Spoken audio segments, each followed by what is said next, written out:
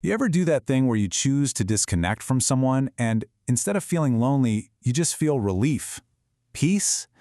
We're told that's wrong, right? That we should always be connecting. But what if that quiet isn't a bug, but a feature of how you're wired? Okay, let's really get into this. You know this exact moment, don't you?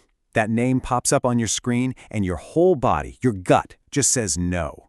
It's not about being mean, it's a decision, a boundary being drawn in real time, and in that one moment of not answering, everything shifts. And this right here is the core of the whole thing. Society screams at you that if you pull away, you'll be lonely, that there's something wrong with you. But your reality, what you actually feel in your bones, is peace. So what's with that disconnect? Well, to figure it out, we've got to look at who you used to be. So yeah, let's talk about the old you. Because before you were the person who needed all this space, chances are you were the exact opposite. You were the one providing space for everyone else. You were the emotional first responder, always on call. Does any of this ring a bell? You were the one who took the 2 a.m. call. You were the one who absorbed everyone's drama, mediated the family fights, soaked up all the stress like a sponge. You were the safe harbor for everyone else's storms, and, let's be honest, it was costing you a lot. And then one day, you just didn't. You let the phone ring, you didn't reply to that text, you probably braced for the explosion, for the guilt trip, for the world to come crashing down. But it didn't. Instead, there was quiet. And that quiet felt good. That moment wasn't weakness, it was your biology kicking in. See, this wasn't just a mood swing or you being difficult. Your brain was doing exactly what it evolved to do. It was flipping a non-negotiable, hardwired protective switch in your nervous system. Okay, let's get into the science of it for a sec. It's called the polyvagal theory. And basically what it says is that your nervous system is like a bank account. When it senses that you've been emotionally overdrawn for way too long, it doesn't ask for your permission. It just automatically shifts from social engagement mode into protection mode. It's a shutdown response designed to stop the bleeding and conserve whatever energy you have left. And for about 15 to 20% of us, that energy bank account drains a lot faster.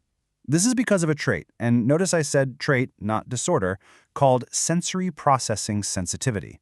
It just means your brain processes everything, emotions, social cues, sounds, you name it, way more deeply than most people. This is honestly the best way to think about it. Your brain isn't broken, it's powerful. It's like, while most people are running 2 or 3 browser tabs during a conversation, yours is running 20. Of course you feel drained. Of course you need to close some tabs. You're not antisocial, you're just processing the world in ultra-high definition. And on top of that, some of our brains get way too good at spotting patterns. Research shows that if you dealt with emotional stress early in life, the threat detection parts of your brain can become hyperactive. You're not paranoid. You're just painfully good at seeing the red flags and the negative social patterns before anyone else does. But where did you learn that skill? To get that answer, we have to look back. Because that adult survival code you're running on now, it was probably written a long, long time ago. So I want you to just sit with this for a second. Really think about it. Where did your nervous system first learn that getting close to people comes at a cost? That connection meant you had to perform, or be on guard, or do some kind of emotional heavy lifting. For so many of us, this is it. You learned how to scan faces, to listen for tiny shifts in tone, to read the emotional temperature of a room before you could even read a book. That was a brilliant survival skill back then. The problem is, it became the default blueprint for all of your adult relationships. Okay, so knowing all of this, the biology, the history, how do we move forward in a healthy way?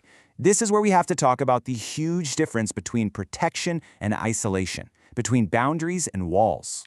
This is so crucial. Walls are built from fear. They're designed to block everyone out. And ironically, they usually end up making you feel panicked and trapped. But boundaries? Boundaries are built from self-awareness. They're selective, like a door with a lock you control. And the feeling they give you isn't panic, it's relief. And that feeling of relief, that's data. That's your nervous system telling you you're on the right track.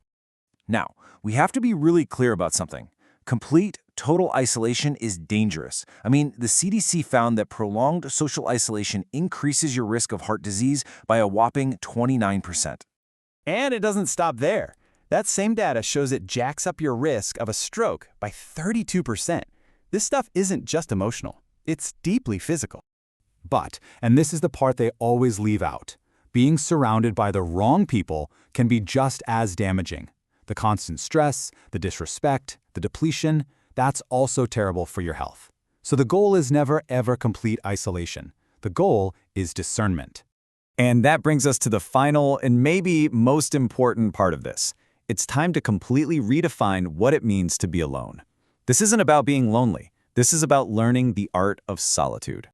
Society has all these ugly labels, right? They call you antisocial. No, you're selective. They call you withdrawn. Nope, you're discerning. They say you're isolated. The reality is, your nervous system is finally calibrated. You're choosing a balanced state. And this is the final distinction that changes everything. Loneliness is the painful absence of the connection you want. Solitude is the peaceful presence of the quiet you chose. They are not, I repeat, not the same thing.